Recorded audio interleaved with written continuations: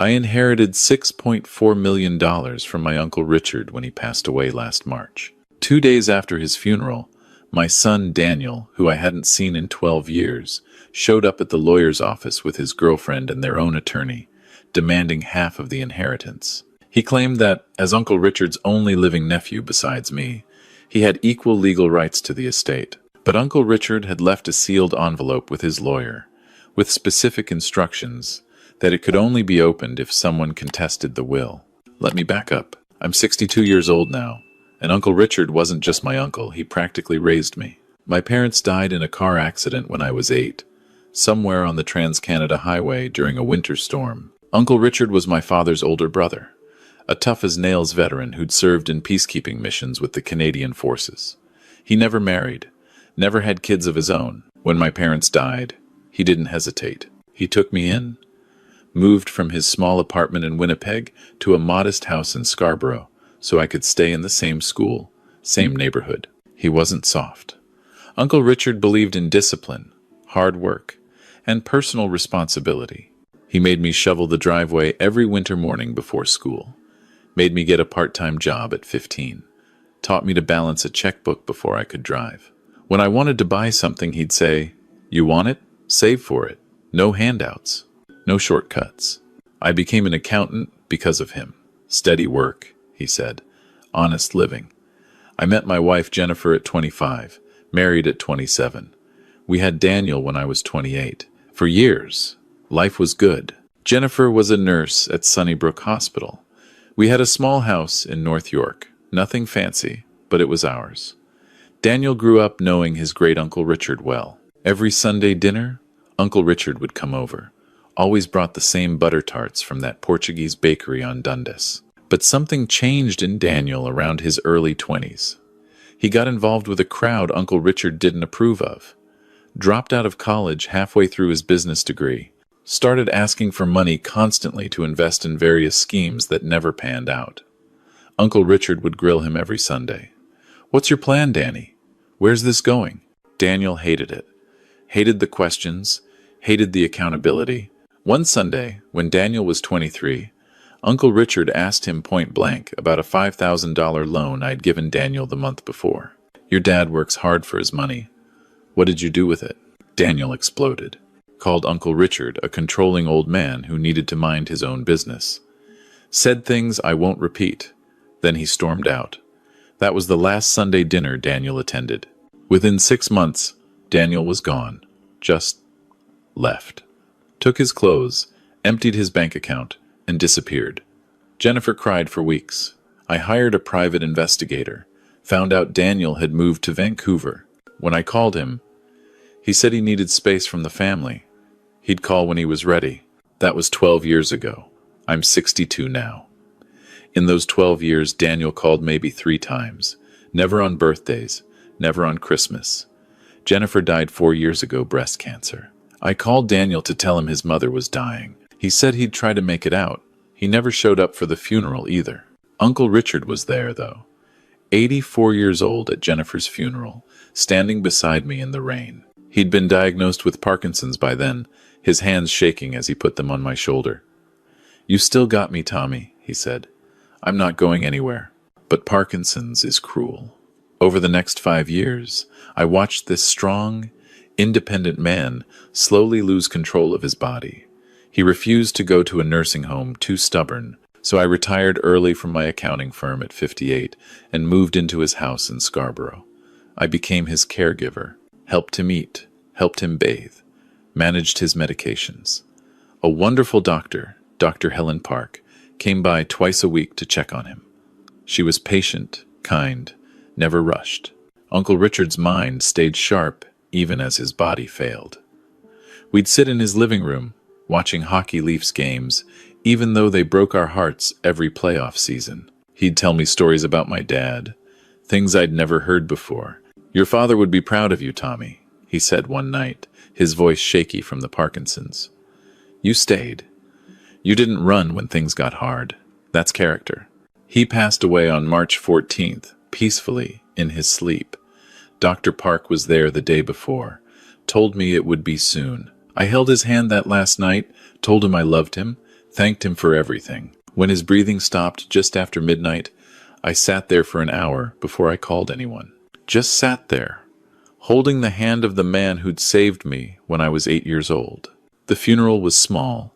Some of Uncle Richard's veteran friends, a few neighbors, Dr. Park. No Daniel. I didn't even try to call him this time. A week after the funeral, Uncle Richard's lawyer, Mr. Kenneth Shaw, called me to his office on Bay Street for the reading of the will. It was a gray Tuesday morning, typical Toronto spring cold rain, slush on the sidewalks. I took the subway down, sat in Mr. Shaw's waiting room, expected it to be simple. Uncle Richard had told me years ago that I'd inherit the house and whatever savings he had left. I wasn't expecting $6.4 million. Mr. Shaw explained it calmly, sliding papers across his mahogany desk. Uncle Richard had been incredibly frugal his entire life. I knew that. What I didn't know was that he'd invested wisely for decades. Index funds, dividend stocks, never touched the principal. The house in Scarborough, paid off 30 years ago, was now worth $900,000. His investment portfolio, $4.8 million. His pension and life insurance, another $700,000. Total estate after taxes and legal fees, 6.4 million Canadian dollars. I just sat there, staring at the number on the paper. $6,400,000. Uncle Richard, who wore the same winter coat for 20 years, who fixed his own plumbing to save money, who bought day-old bread from the discount rack, had quietly accumulated a fortune. He wanted you to have it all, Thomas, Mr. Shaw said. Every cent. His will is very clear on this matter. I was still processing this when Mr. Shaw's receptionist knocked on the door.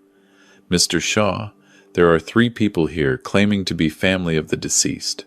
They say they need to be present for the will reading. My stomach dropped before I even saw him. Daniel walked into that office like he owned it. He'd changed heavier now, wearing an expensive-looking leather jacket, designer jeans. Behind him was a woman I'd never seen before, mid-30s maybe, blonde hair, carrying a Gucci purse, and behind her, a man in a suit carrying a briefcase. "Dad," Daniel said, not even looking surprised to see me, like we'd just talked yesterday, instead of 4 years ago, at his mother's funeral that he didn't attend. Daniel. I couldn't keep the coldness out of my voice. "I'm sorry I'm late," he said. Settling into a chair like this was all perfectly normal. Traffic from Pearson was murder. Vanessa and I just flew in from Vancouver this morning. He gestured to the blonde woman, who gave me a tight smile.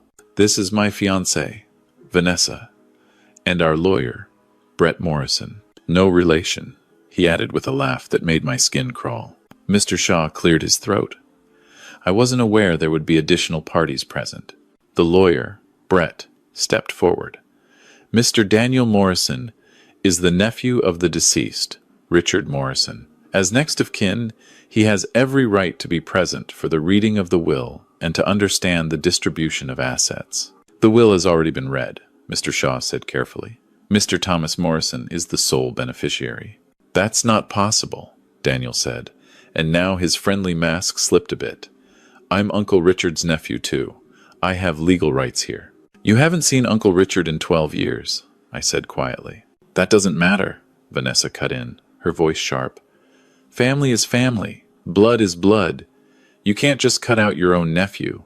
"Actually," Mr. Shaw said, "in Canada, you absolutely can. Richard Morrison was of sound mind when he made this will. He specifically named Thomas Morrison as his sole heir. He left nothing to Daniel Morrison." Daniel's face went red.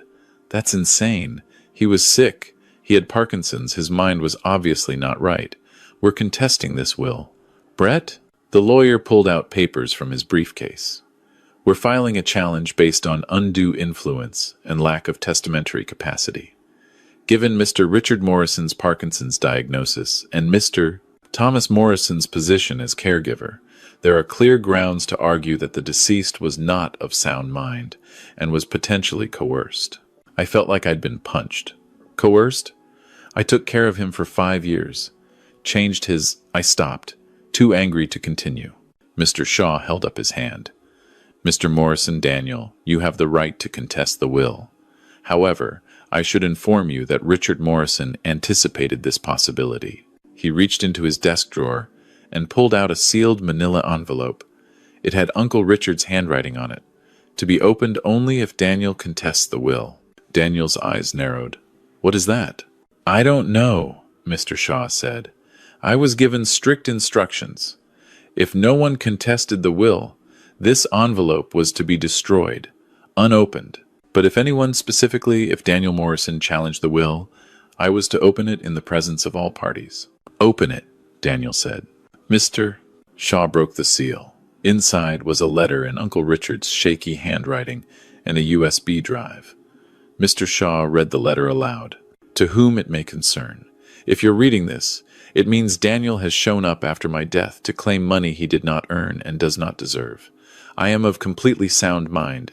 As I write this, Dr. Helen Park can attest to this, as she is witnessing my signature today. March 1st. I have Parkinson's disease, which affects my body, not my brain. I left everything to Thomas because he earned it. He stayed when everyone else left. He sacrificed his retirement, his freedom, his comfort to take care of an old man who couldn't button his own shirt. Daniel abandoned this family 12 years ago and never looked back. He did not visit when his mother was dying. He did not come to her funeral. He has not called me once in 12 years. However, I am not without mercy. The USB drive contains a video I recorded 2 weeks ago with Dr. Park present. It also contains a conditional bequest. Mr. Shaw plugged the USB drive into his computer and turned the monitor so we could all see. Uncle Richard appeared on screen, sitting in his living room, the same living room where we'd watched so many Leafs games. His hands were shaking, but his eyes were clear. Dr. Park stood beside him, her face solemn. The date stamp said March 1st, 2 weeks before he died. Daniel, Uncle Richard's recorded voice, was weak but firm. If you're watching this, it means you came back for my money. Not for my funeral. Not to make amends. For money. I want you to know something. I forgive you for leaving. I forgive you for missing your mother's death. I forgive you for 12 years of silence. But forgiveness doesn't mean there are no consequences. I'm leaving you $100,000. But there are conditions. You must complete 1 year of volunteer service at a veterans care facility here in Toronto, not Vancouver. Toronto. You will work with elderly veterans, help them eat, help them bathe, do the work your father did for me. You will do this for no pay. If you complete the full year and the facility supervisor confirms you showed up, tried your best, and treated the veterans with dignity, the $100,000 is yours. If you refuse, if you quit, if you half-ass it, the money goes to Dr. Helen Park, who showed me more kindness in 2 years than you showed me in 12. The choice is yours. You have 72 hours from today to accept these terms. The clock starts now. The video ended. The office was silent except for the rain against the windows. Daniel was staring at the screen, his face twisted in anger and shock. Vanessa grabbed his arm. 100,000? She hissed. That's it? After 6 million? 72 hours, Mr. Shaw said quietly. That started when I played the video. You have until Friday at noon to notify me if you accept the terms. This is bullshit. Daniel stood up, knocking his chair back. He was clearly not in his right mind. That video proves nothing. We're going forward with the contest. Brett, let's go. Brett, the lawyer, looked less confident now. Mr. Morrison, that video is. It's fairly compelling evidence of testamentary capacity. The date stamp, the witness present. I don't care, Daniel snapped. Find a way. That's what I'm paying you for. They left. Vanessa didn't even look at me on her way out. I sat there, shaking. Mr. Shaw, can they actually win a contest? Unlikely, he said. That video is solid evidence. Dr. Park's testimony would be crucial, but your uncle was smart he had her witness it for exactly this reason. However, legal challenges can take time. Months, possibly years. It will be expensive, stressful, and there's always a small chance. Let them try, I said. I was surprised by the steadiness in my voice. Uncle Richard knew exactly what he was doing. Over the next 3 days, I waited. I didn't hear from Daniel. Friday at noon came and went. Mr. Shaw called me at 12:15. Daniel Morrison has not accepted the terms. The $100,000 will be transferred to Dr. Helen Park, per the will's instructions. 2 weeks later, I received notice that Daniel was moving forward with the will contest. His lawyer filed papers claiming undue influence, diminished capacity, and arguing that the video was recorded under coercion. It was all nonsense, but it was going to be a fight. The months that followed were exhausting. Depositions, medical records, testimony from Dr. Park. She was remarkable calm, professional, detailed notes about every visit with Uncle Richard. She testified that his mind had been sharp until the very end, that the Parkinson's never affected his cognition, only his motor functions. Daniel's lawyer tried to paint me as a manipulative son who'd isolated Uncle Richard and poisoned him against Daniel, but they had nothing to support it. No evidence, no witnesses. Meanwhile, I had years of medical records, Dr. Park's testimony, and that video. 7 months after Uncle Richard's death, the judge ruled. The will stood. Daniel's contest was dismissed. He was ordered to pay court costs $82,000. I thought that would be the end of it. But 3 days after the ruling, Daniel called me. First time I'd heard his voice in months. "Dad, can we talk?" I almost hung up, but something in his voice sounded different, smaller. "What do you want, Daniel?" I'm in Toronto. Vanessa left me. She left the day the judge ruled. Took half the money I had left after paying Brett and the court costs. I'm broke, Dad. I'm staying in some motel off the 401. I was wondering if we could meet. Just coffee, please. Against my better judgment, I agreed. We met at a Tim Hortons near my place in North York. Daniel looked terrible, unshaven, wearing a wrinkled shirt, eyes red. "I'm sorry," he said before he even sat down. "I'm so sorry, Dad. For everything. For leaving. For missing Mom's funeral. For the will contest." I was so angry, and Vanessa kept pushing, saying we deserved the money, and I let greed turn me into someone I don't recognize. I sipped my coffee, waiting. "Uncle Richard was right about everything," Daniel continued, his voice breaking. "I did come back for money. I didn't even really mourn him. I just saw dollar signs. And now I've lost everything. Vanessa's gone. I'm broke. I humiliated myself in court, and worst of all, I lost you. I lost the only family I had left. You lost that 12 years ago," I said quietly. "I know." He was crying now, not bothering to hide it. "I know I can't fix 12 years. I can't bring back the time with Mom. I can't undo the contest. But Dad, I want to try. I want to be your son again. Not for money. I know I don't deserve any of Uncle Richard's money. I don't deserve anything. But if there's any chance you'd let me try to make this right, I'll do whatever it takes." I looked at this broken man across from me, and somewhere under the years of anger and disappointment, I saw the little boy who used to help me shovel Uncle Richard's driveway on winter mornings. "Uncle Richard's offer still stands in my mind," I said. "Maybe not the exact terms, but the spirit of it. You want back in this family? You earn it. I'll help you find a job, honest work, nothing handed to you. You show up, you work hard, you prove you've changed. You do that for a year, a full year, no quitting, and we'll see where we are." "Anything," Daniel said. "I'll do anything." I made some calls. One of my old colleagues from the accounting firm ran a small property management company. They needed someone for maintenance work, fixing things, cleaning, showing apartments. It paid $48,000 a year. Not glamorous, but honest work. Daniel took it. And to my surprise, he stuck with it. I'd drive by job sites sometimes, see him in work clothes, actually working. He got an apartment in Scarborough, nothing fancy. Started seeing a therapist. Slowly, very slowly, we started having dinners again. Not every week like the old days, but once a month. As for Dr. Park, I called her after the trial ended. Took her for lunch to thank her for everything she'd done for Uncle Richard and for testifying. When I told her about the $100,000, she looked shocked. "I can't accept that," she said. "I was just doing my job." Uncle Richard wanted you to have it, I said.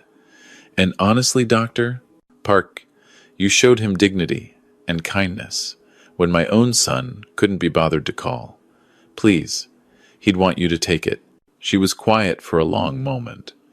There's a gap in care for elderly veterans in this city. The VA facilities are overcrowded. If I took this money, I'd want to use it to start a program, maybe a day center, where veterans can get medical care, companionship, activities. Would that honor his memory? He'd love that, I said, and I meant it. She started the program 6 months later, called it the Morrison Veteran Center, named after Uncle Richard. It runs out of a renovated community center in Scarborough, serves about 30 veterans a week. Dr. Park asked if Daniel would be interested in volunteering there once a week. He's been doing it for 8 months now, helps serve lunch, plays cards with the vets, listens to their stories. Last month, one of the veterans, a 90-year-old Korean War vet named Frank, told me that Daniel reminds him of his own grandson. That young man's got a good heart, Frank said. You can tell he's working on himself. That takes guts. I told Daniel what Frank said. He cried. Good tears this time. It's been 1.5 years since Uncle Richard died. I used part of the inheritance to pay off my house, set up a scholarship fund at the college. Daniel dropped out of full-ride scholarships for students who've overcome adversity. I donated $1 million to the Morrison Veteran Center. The rest, I invested, following Uncle Richard's same strategy. Index funds, dividend stocks, don't touch the principal. Daniel and I have dinner every Sunday now. Sometimes at my place, sometimes at his apartment. It's not the same as it was before. Too much has happened, too many years lost. But it's something. It's a start. Last Sunday, Daniel brought butter tarts from that same Portuguese bakery on Dundas, the one Uncle Richard always went to. I remember these, I said. I know, Daniel said quietly. I thought maybe we could make it a tradition again, if that's okay. I took a bite. They tasted exactly like I remembered, like Sunday dinners and second chances, like family. Yeah, I said, that's okay. Uncle Richard taught me a lot of things over the years.